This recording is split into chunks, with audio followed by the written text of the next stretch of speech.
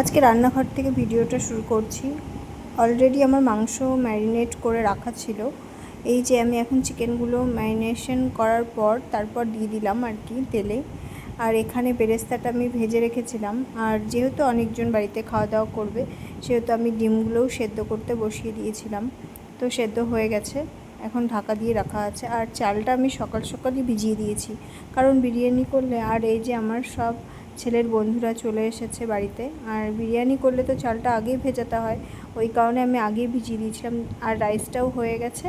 আর এই যে এখন আমার সব প্রিপারেশন অলমোস্ট রেডি হয়ে গেছে। তো এখন আমি লেয়ার বাই লেয়ার সাজিয়ে নেব সব কিছু। এই যে চিকেন আর এগটা আমি দিয়ে দিচ্ছি, আর আগে তো আলুটা দিয়ে দিয়েছি।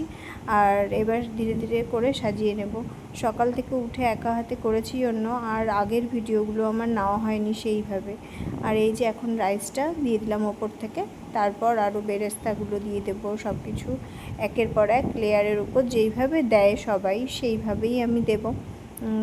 আর এটা হলো কেনা মশলা ছিল, কিন্তু যেহেতু আমি আগে থেকে জানতাম না, পরে প্রিপারেশনটা ঠিক করা হয়েছে যে না বিরিয়ানি হবে, সেই কারণে আমি আর কি বাড়িতে যে আমি বিরিয়ানির মশলাটা তৈরি করি সেটা আর বানাতে পারিনি। তো কিনে আনা মশলা ছিল, ওটা দিয়ে দিয়েছি। আর কেওড়া ওয়াটার সব জলের মানে কাপটার মধ্যে রেডি করে রেখেছিলাম, ওটাও দিয়ে দিলাম। আর ঘি ওপর থেকে দিয়ে দিলাম। তারপর এখন ভাপে বসিয়ে দিয়েছিলাম। আর এই যে এখন দম থেকে নামিয়ে নিলাম। এই যে লুকটা এসে গেছে, আর ওরাও অলরেডি বসে গেছে। চলো ওদের দিয়ে দিই আর শুনেও নিই কেমন হয়েছে। কেমন হয়েছে বিরিয়ানি? নীল কেমন হয়েছে? ভালো।